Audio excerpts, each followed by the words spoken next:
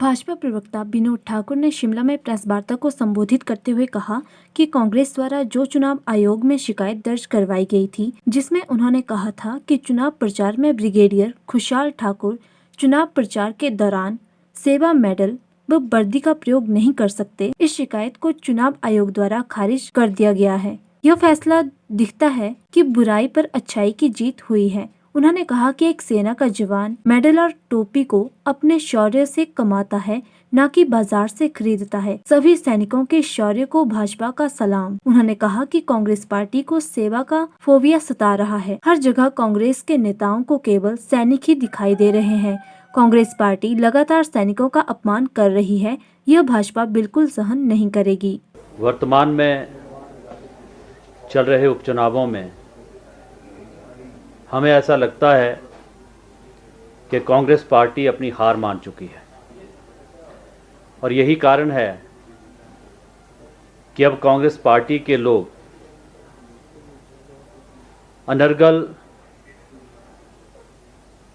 बातें भी कर रहे हैं और इलेक्शन कमीशन को कुछ शिकायतें भी कर रहे हैं। अभी पिछले दिनों में ही कांग्रेस पार्टी के लीगल सेल ने कारगिल के हीरो, वर्तमान में भाजपा के प्रत्याशी ब्रिगेडियर खुशहाल चंद के खिलाफ एक शिकायत इलेक्शन कमीशन में की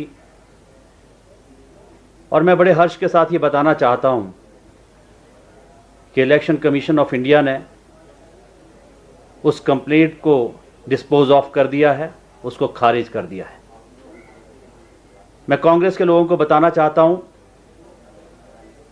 कि आप शुरू से ही, जैसे ही चुनाव शुरू हुए, आप सैनिकों का, सैनिकों के परिवारों का, शहीदों का लगातार अपमान करते आ रहे हैं।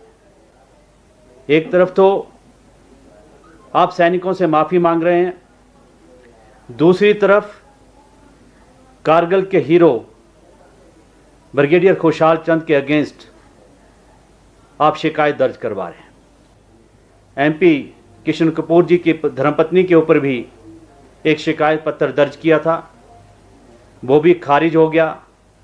जैसे जैसे चुनाव बढ़ रहा है, कांग्रेस पार्टी को मुंह की खानी पड़ रही है। नेता और नीति विहीन, दिशा विहीन कांग्रेस अब विलाप करने पे उतर आई है।